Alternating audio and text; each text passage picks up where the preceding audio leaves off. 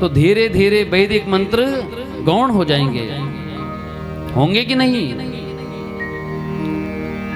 आजकल लोग बोलते हैं कि साहब हरिद्वार से ब्राह्मण आने चाहिए, यहाँ के ब्राह्मण तो 10-15 मिनट में कर देते हैं।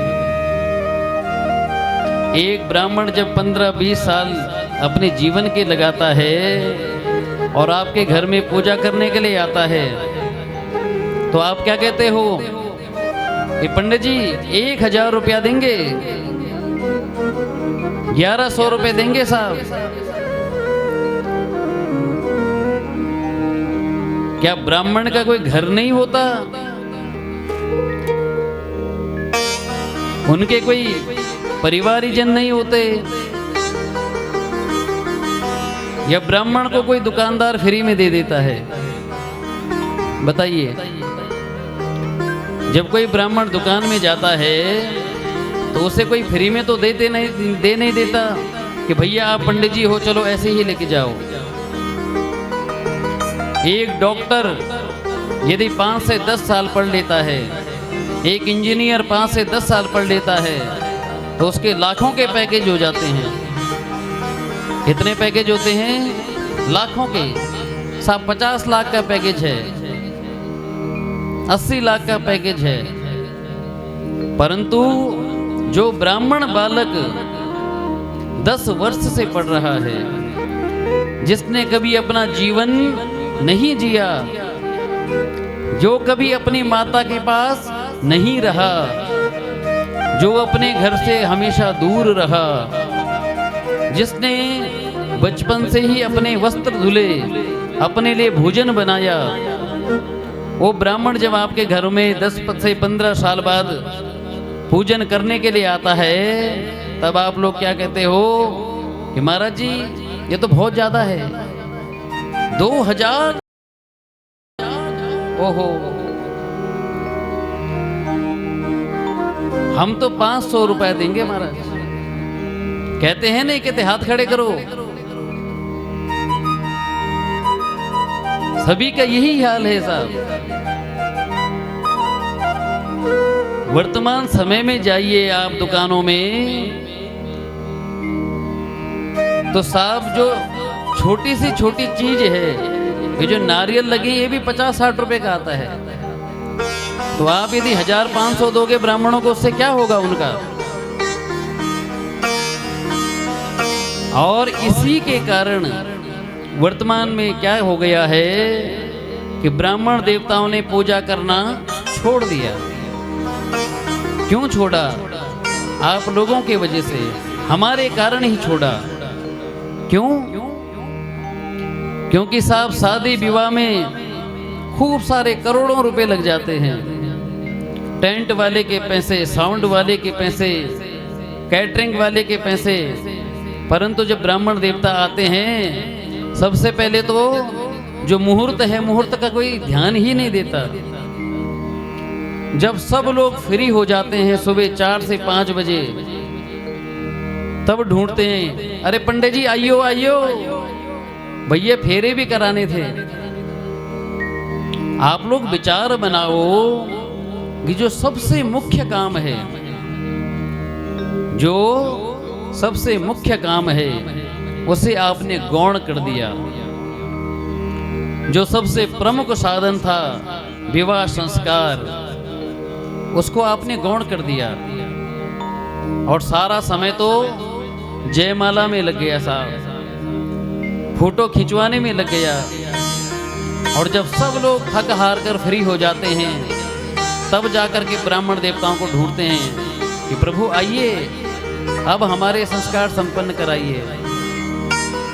और कितनी देर में? महाराज जल्दी जल्दी करा दो, तारा डूबने वाला है। जल्दी करा दो, तारा डूब जाएगा। तारा भी तो देखना है। जब विवाह में संस्कार संपन्न नहीं होते, तभी तो वो विवाह ज्यादा नहीं चल पाता। जो वैदिक प्रक्रियाएं हमारे ऋषिगणों ने हजारों वर्ष पूर्व बनाई थी, वो प्रक्रियाएं कोई झूठी नहीं है। उनका हम अनुसरण नहीं कर पाते, इसलिए हम दुखी होते हैं। आज हमारे देश को छोड़िए, विदेशी लोग हमारी सभ्यता को अपना रहे हैं। आप वृंदावन जाइए, आप ऋषिकेश में जाइए, विदेशी लोग, विदेशी माताएं साड़ी पहन रही हैं, खूब कीर्तन कर रही हैं, राधे राधे कर रही हैं, ध्यान करती हैं, योगा करती हैं, मेडिटेशन करती हैं। और यदि आपको बोलो भैया ये कपाल भांति जानते हो, प्राणायाम करना जानते हो, तो हमें पता नहीं है। गीता का एक भी श्लोक बहुत कम लोग होंगे जो जानते होंगे, और विदेशों में इस पे रिसर्च चल रहा है साहब। अभी जो हमारा गायत्री मंत्र है ना, किस किस को पता है गायत्री मंत्र? हाथ खड़ा करके बताओ। तो गायत्री मंत्र के ऊपर अभी हमारी दिल्ली एम्स में रिसर्च हुआ। खूब समय तक गायत्री मंत्र का जप करवाया, 2 टीम बनाई गई, और जब 1-2 महीने के बाद उनका MRI कराया गया तो इतना पावर, इतना ओज था जिन्होंने गायत्री मंत्र जप किया। इतनी पावर है हमारे मंत्रों में। अभी आप लोगों ने सुना कि महामृत्युंजय मंत्र के प्रभाव से मार्कंडेय ऋषि क्या हुए? उनकी आयु तो बढ़ी, परंतु साथ साथ चिरंजीवी हो गए। 7 चिरंजीवी है ना, अश्वत्थामा बलिर्व्यासो हनुमानश्च विभीषण कृपः परशुरामश्च सप्तेते चिरंजीविना।